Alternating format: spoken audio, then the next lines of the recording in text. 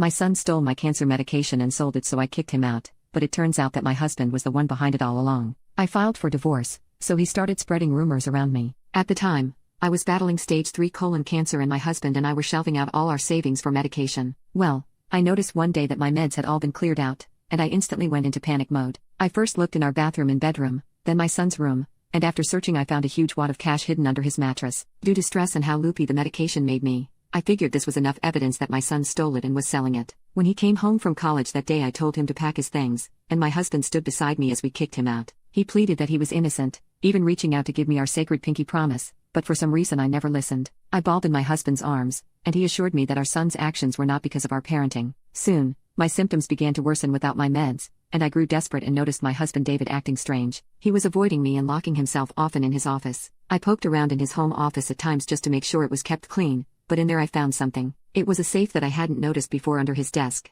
I luckily guessed the code, and in there I found something that made my heart shatter. My meds were all placed at the bottom of the safe, and as if that wasn't enough, I also found a hidden phone. I unlocked it and saw his messages were the last thing he opened. In the messages, I read texts from an affair partner he'd been having for 3 years now. In these exchanges, he said that he had a plan to let me die from cancer so he could be with the mistress without any suspicion. After I found the pills and the phone, I heard the alarm go off at the front door, which signaled that he was back. I quickly put back the phone I had found and took the pills with me. I acted normal when I greeted David at the door. He gave me a forced grin and went straight to his office. I locked myself in the bathroom and bawled for hours. It was gut-wrenching. I puked, and he never came up to check on me once. In a way I was glad, because the thought of him made me sick. I found it in me to call up a lawyer to prepare for our divorce the next day. While he was at work, I went into his office to find the safe again. When I looked behind the desk, it wasn't where I found it at first. My heart dropped. I needed to gather evidence for my case against David. I searched the room and couldn't find the sage anymore. I looked throughout the house and moved furniture to see if he had moved it there. Then I got to our bedroom. I had lost hope by then and jokingly I checked behind a painting that hung up above our bed.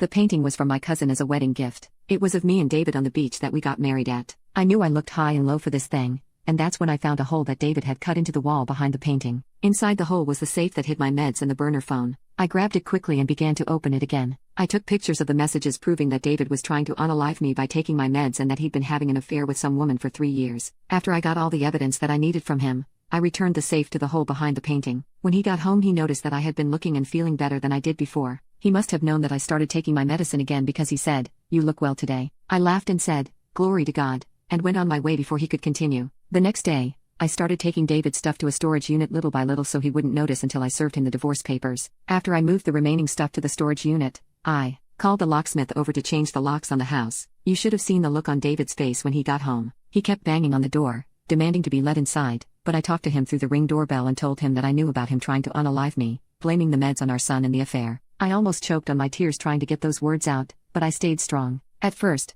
David acted like he didn't know what I was talking about, but after a little while he confessed everything. Little did he know that I had the camera recording him the entire time. This was the final piece of evidence that I needed to solidify my case. He begged me for another chance, but I told him that the key to the storage unit was under the mat and that he would find the divorce papers in the unit. I told him not to return to our house, or I would call the cops and tell them what he'd done to me. After that day, I cut all contact with David. He would often try to message me on Facebook or call me from no caller ID, but I blocked him on all my social media and from my number. If he wanted to talk to me, it would have to be through my lawyer. With David out of my house, I called my son Mark to apologize for everything that I put him through. He was just as shocked as I was when he found out about his dad pinning him for stealing the medication, but he said he understood where my assumptions came from due to his not-so-great history with stealing. I told him that he could move back into the house and that I would never kick him out again without having all of the facts. I asked him when we could meet up to talk in person, and he told me he was free that weekend. That weekend, I brought him back home, and we talked in the living room. He expressed how hard it was to be kicked out so abruptly and how hard it was not to be trusted even when you're doing everything right. I apologized for judging him and accusing him of taking the pills. We had a real heart-to-heart and I knew that we were on the right track to getting back as close as we were before the incident.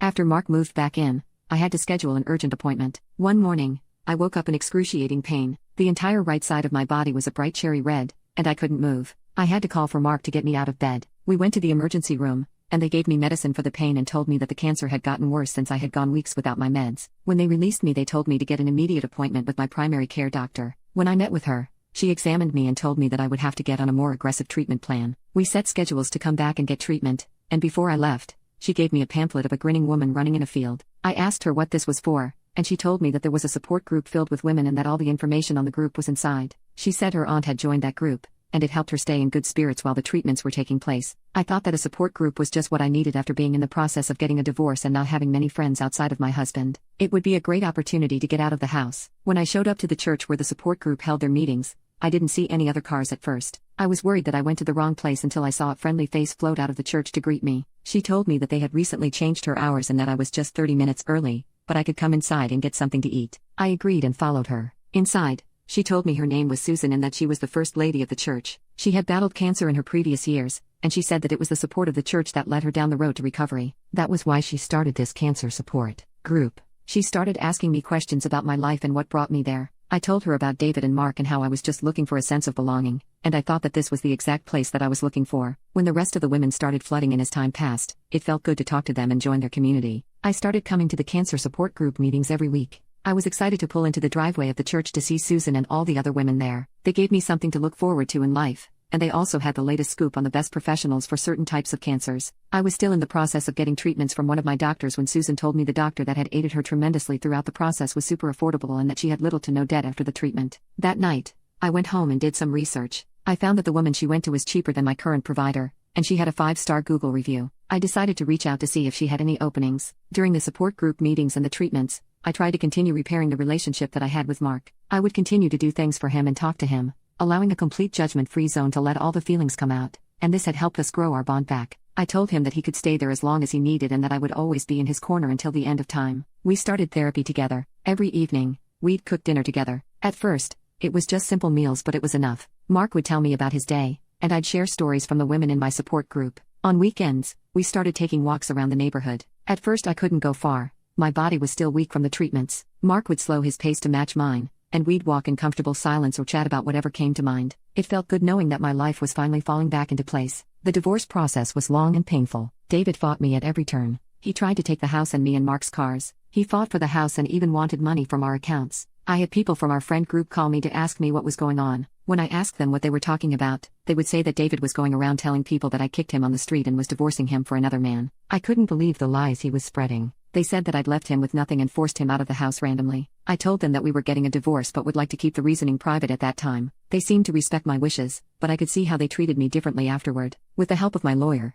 my son, and my support group, I finalized the divorce on terms that only benefited me. I kept the house, the cars and the money in our accounts and said to go live with his mistress if he needed some place to stay. I then told him that if he wanted to negotiate the terms, I could turn him to the police for his actions, and he backed down in an instant. Through it all, other than the stress from the divorce, I was getting healthier, and the new doctor that I got from Susan had taken me in. I saw a drastic improvement in my health and energy since starting treatment with her. After about a year of treatment with the new doctor, I received the joyous news that I was in remission. My divorce was finalized, and my life was on the right track. Mark suggested that we celebrate something as big as being cancer-free. I asked him how he wanted to celebrate, and he suggested a trip to my dream vacation. I have wanted to go on a vacation to the Maldives for as long as I could remember, and whenever I would ask David if we could go, he would always say he didn't have the time or that it was too expensive, but now I had plenty of money from the joint account that we had while we were married, and the money was sitting there begging to be spent. I thought now would be a better time than ever to use it to celebrate my successful treatments and better health overall. We set up the nearest date and booked tickets for just the two of us,